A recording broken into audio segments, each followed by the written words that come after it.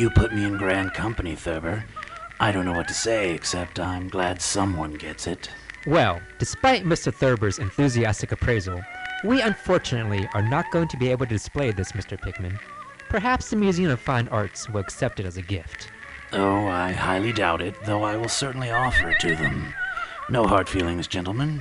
Truly honest art is not everyone's cup of tea. Rosworth, if you would be so kind as to have your man wrap it for me, I'll gladly take my painting and be on my way. Yes, certainly. Sorry, Richard. Mrs. Minot isn't the only old lady in this bunch. It's nothing. It's a compliment when something I create evokes such a strong response. If everyone was as stout as you, I'd have to try even harder to create images of fright. I'm not sure how much harder I can try. Well, I must say I'm excited to see more of your pieces. I've actually become quite the dedicated follower. I'm afraid you probably won't be able to view it here. After tonight, I don't know how welcome my work will be at this club. It's truly a shame. However, if you'd like to come by my home studio, I'd be happy to show you more of my creations.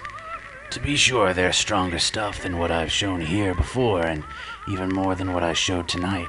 Are you up to that? Without a doubt. Oh, very good.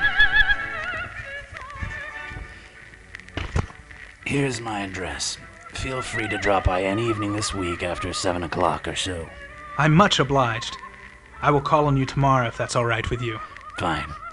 Now, if you'll excuse me, I must go and get my painting from these fussy old schoolmarms before they scare themselves into apoplexy.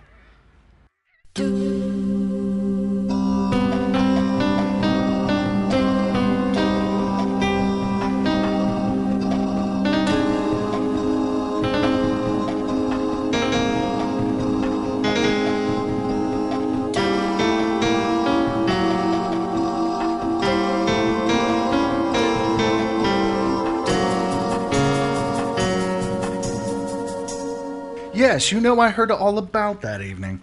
I'm really quite sad that I wasn't there for it. Reed wrote me 2 or 3 letters on the subject of your friend, Mr. Pickman. He said Pickman repelled him more and more every day, and almost frightened him toward the last. He said the fellow's features and expression were slowly developing in a way he didn't like, in a way that wasn't, well, human. Still, Reed's a bit of a prig. It's rubbish, of course, but you're sounding a bit like him tonight. Is this all part of why you dropped Pickman? No, of course not. I didn't drop Pickman for anything like this. On the contrary, my admiration for him kept growing. For that ghoul feeding was a tremendous achievement. As I said, the club wouldn't exhibit it, and it turned out that the Museum of Fine Arts declined it as a gift. And nobody would buy it either. Pickman had it in the house until he went. Now his father has it in Salem. You know Pickman's people are old Salem stock? He even had an ancestor hung as a witch back in the 1690s. Oh, my dear Thurber, what are you trying to get at? I don't know whether to laugh or shiver. Hold on a moment. Let me get some more drinks. Good idea. There we are. I got into the habit of calling on Pickman quite often, especially after I began making notes for a monograph on weird art. Well, you were quite in it then, weren't you? I had no idea you had any literary aspiration. It's no matter. I no longer do. But it was probably his work that put the idea into my head in the first place. I found him a mind of data and suggestions when it came to develop it. He showed me all the paintings and drawings he had about, including some pen and ink sketches. God, and these weren't even the worst.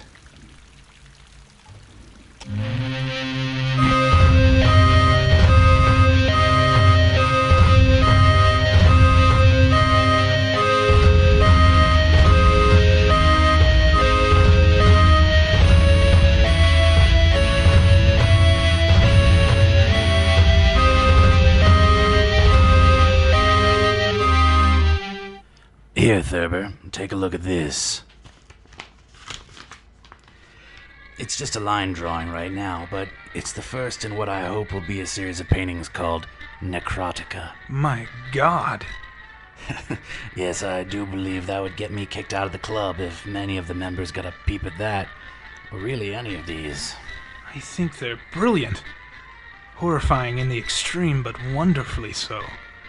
I hate to sound like such a schoolboy, but you really have made a devotee out of me.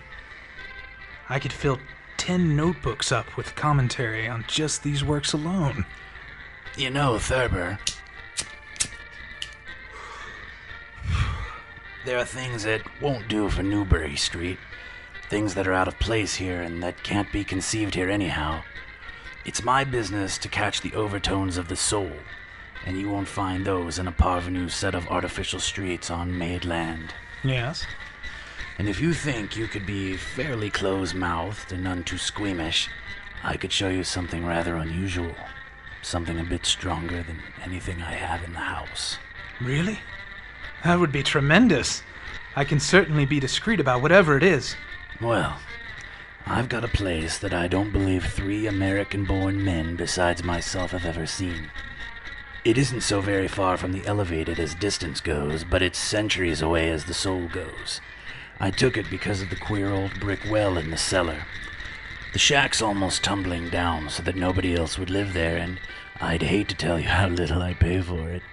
The windows are boarded up, but I like that all the better since I don't want daylight for what I do. I paint in the cellar, where the inspiration is thickest. But I've other rooms furnished on the ground floor. A Sicilian owns it, and I've hired it under the name of Peters. Now, if you're game, I'll take you there tonight. Of course. I'm ready as soon as you are. I think you'll enjoy the pictures. As I said, I've let myself go a bit there.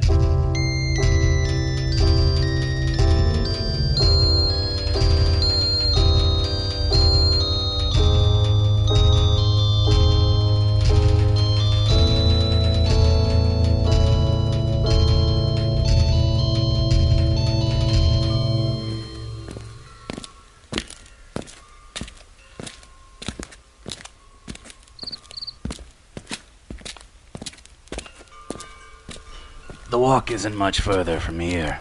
Is this Battery Street? Yes, but we'll be turning off soon. I doubt you'll be much familiar with the tangled web of alleyways we'll be stalking tonight to get to my North End place. These filthy streets make up quite a labyrinth. It's all a bit ominous. Yes, well, the place for an artist to live is the North End. If any aesthete were sincere, he'd put up with the slums for the sake of the massed traditions. I mean, God, man, don't you realize that places like this aren't merely made, but actually grew? I can show you houses that have stood 2 centuries and a half and more. Houses that have witnessed things that would make a modern house crumble. I can show you a house that damned Cotton Mather lived in, and another one he was afraid to enter, in spite of all his fine, bold talk. Cotton Mather? The Salem Inquisitor? Yes. He watched sanctimoniously on as they hanged my 4 times great-grandmother on Gallows Hill. Here, we turn down this alleyway. Madam, I'm terribly sorry. I didn't see you there in the shadows. Pleasant eve, my fellows. Have your palms read? No thank you. I'm fine. Why not, good woman? Here, read my palm. Ah, very good. Here, lend me your hand. This is very strange. Not quite here. Curl your fingers a bit. I'm sorry, sir. I see nothing. I'm sorry! I'm not sure, but I believe that was the sign of the evil eye she made towards you. It was, Thurber, it was. These foreigners are so backwards. What do they know of these streets, eh? Come on, we're nearly there. Excellent. Do you know the whole North End once had a set of tunnels that kept certain people in touch with each other's houses, and the burying ground and the sea? There were witches and what their spells summoned, pirates and what they brought in from the sea, smugglers and privateers. People knew how to live. And here we are. This door is quite worm-eaten. I could replace it, but I like the idea of the little buggers squirming away in there. Very evocative, eh? Quite. All right, everybody in. Let me get this lamp lit, and then you can make yourself at home. I'm obliged. Not at all. There we go.